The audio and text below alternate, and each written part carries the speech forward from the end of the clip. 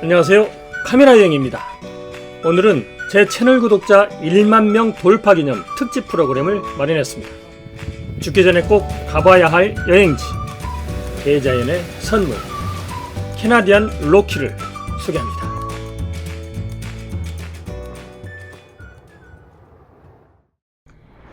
짙은 안개가 로키를 깨웁니다. 캠핑장의 아침이 밝았습니다. 부지런함이 만들어 놓은 온기로 따뜻한 하루가 시작됩니다. 상쾌한 아침 식사 시간이네요. 트레킹 3일차는 여유가 있습니다. 오늘은 요호 국립공원으로 갑니다. 이곳은 차를 직접 주차하고 트레킹을 시작합니다. 요호 계곡 주변의 둘레길 안내 표지판인데요. 대원들은 타카카우 폭포를 먼저 가기로 했습니다. 길 옆으로는 요호 계곡에 빙하물이 흐르고 있습니다. 타카카우 폭포로 가는 길에는 요호 계곡 주변 둘레길과 계곡 정보들을 알 수 있는 조각물이 설치되어 있습니다.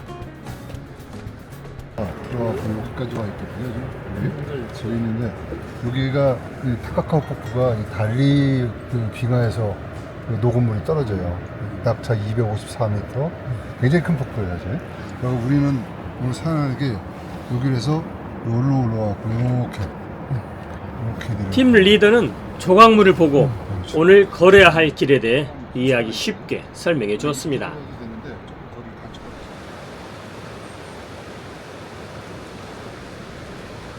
타카카우 폭포로 가기 위해 다리를 건넜습니다.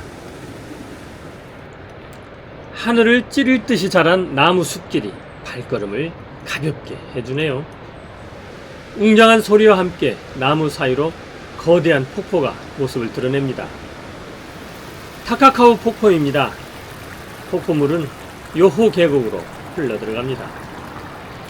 총 높이가 373m인 타카카우 폭포는 단일 낙차만 254m에 달하며 캐나다에서 두 번째로 높은 폭포입니다. 아직 안개가 거치지 않아 폭포가 더욱 신비롭게 보입니다.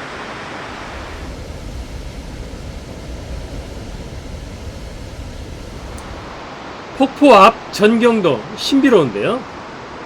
저곳이 대원들이 걸어야 할 요호 국립공원 아이스라인 트레일입니다.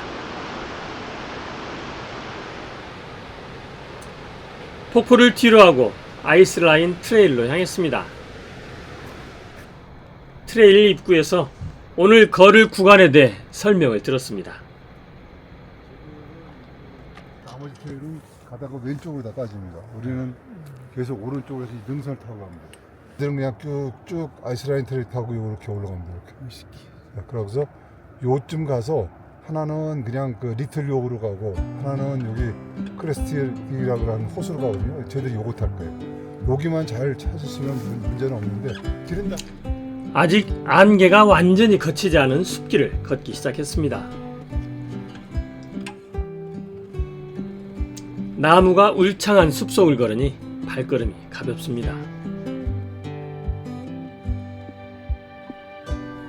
입구에서 1시간 10분 정도 올라오니 계곡 너머로 타카카우 폭포가 어렴풋이 보입니다. 안개가 거치기를 기대하며 좀 더 올라갔습니다.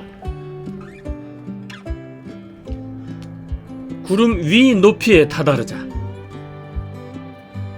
빙하 지역의 산과 폭포 상층부가 보였습니다.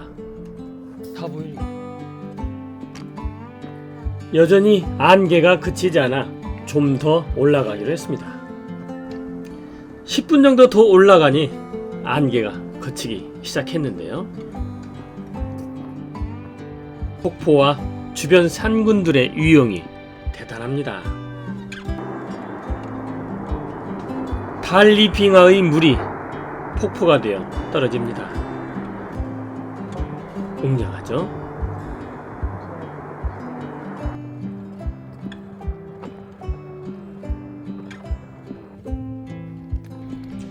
숲을 벗어나 모래인 지역을 걷습니다. 과거에는 빙하가 있던 곳인데 얼음이 녹아 돌만이 자리를 지키고 있습니다. 얼음이 떠난 자리에는 나무들이 조심스럽게 들어오기 시작합니다.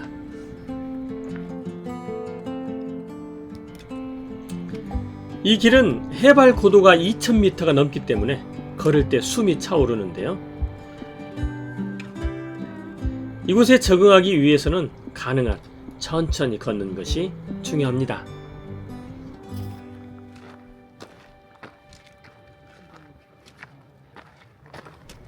숲을 벗어나 모래인 지대를 40여 분 정도 걸으니 빙하 바로 아래에 도착합니다. 이곳이 아이스라인 트레일 하이라이트 장소입니다. 빙하를 가장 가까이서 볼 수 있는 곳이죠.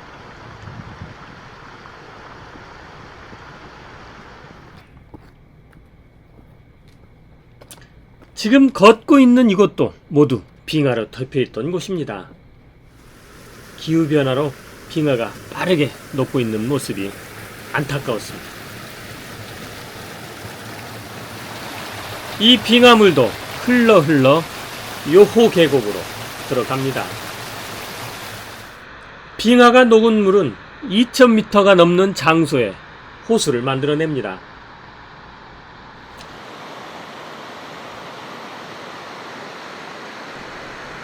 이 호수물 역시 요호 계곡으로 흘러들어갑니다. 빙하가 녹아 생성된 모래인 지대입니다. 뒤로 보이는 빙하도 머지않아 녹아 없어지겠죠. 무거운 마음으로 발걸음을 옮깁니다.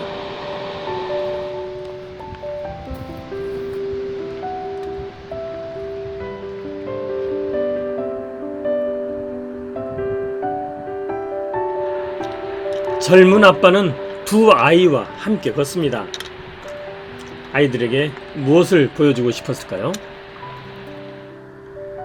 대원들은 빙하와 계곡을 한 번에 보기 위해 조그만 모래 언덕을 올랐습니다.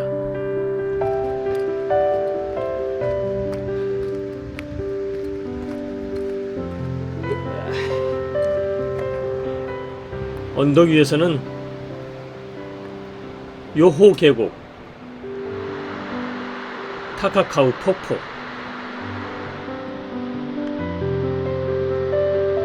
울창한 숲,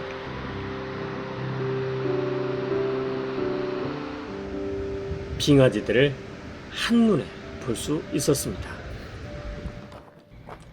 언덕을 내려와 다시 모래인지대를 걷습니다. 걷는 길 옆으로 빙하 호수가 보입니다. 빙하가 만들어내는 호수가 자꾸 늘어갑니다. 호수에 비친 빙하가 아련하게 느껴집니다. 호수 주변에서 잠시 쉬다가 하산하기로 했습니다. 웃음폭포 방향으로 발길을 옮겼습니다. 여전히 모래인 지대를 걷습니다. 아래 보이는 숲까지는 10분 정도 소요되었습니다. 따스한 가을 햇살과 함께 숲길을 걸으니 기분이 상쾌했습니다.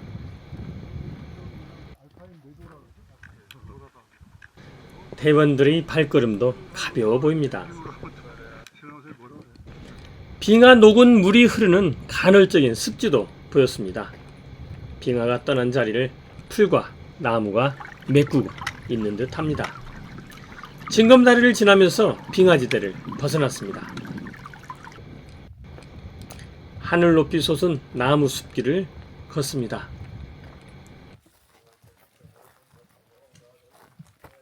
전형적인 캐나다 숲길의 모습이죠.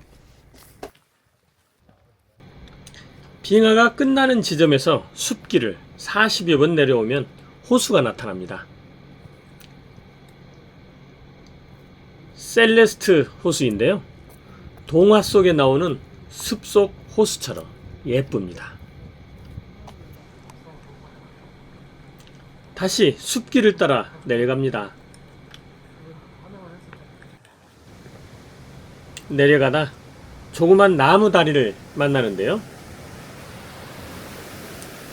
다리 아래로 거센 물살이 보입니다. 빙하가 녹아내린 물이죠.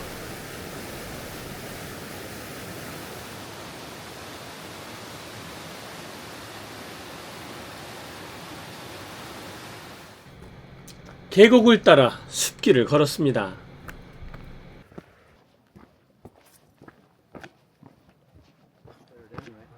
웃음폭포를 보고 가기로 했습니다. 물소리가 웅장하게 들립니다.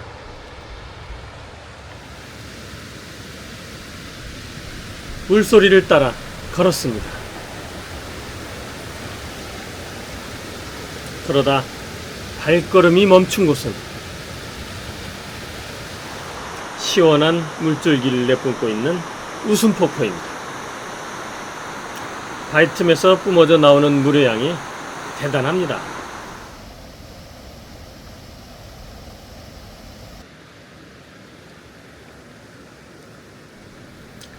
웃음폭포를 끝으로 요호 국립공원 아이스라인 트레일 18km 8시간의 하이킹이 마무리되었습니다.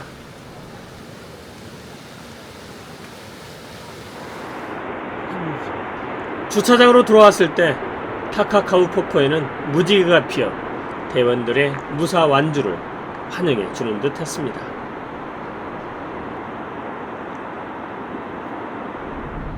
캠핑장으로 돌아가는 길에 인근에 있는 호수에 들렸습니다.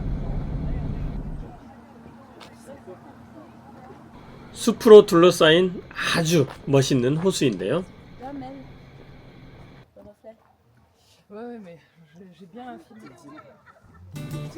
에메랄드 호수입니다.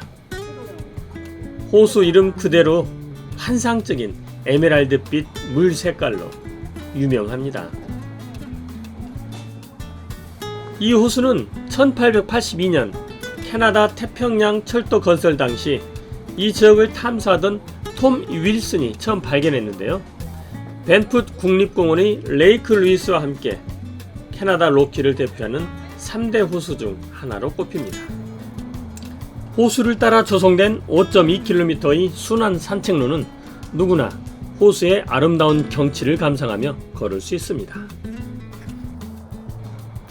동화 나라를 다녀온 느낌으로 캠핑장으로 돌아왔습니다. 따스한 모닥불에 간식을 올려놓고 달달한 맥주와 함께 로키의 밤이 깊어갔습니다.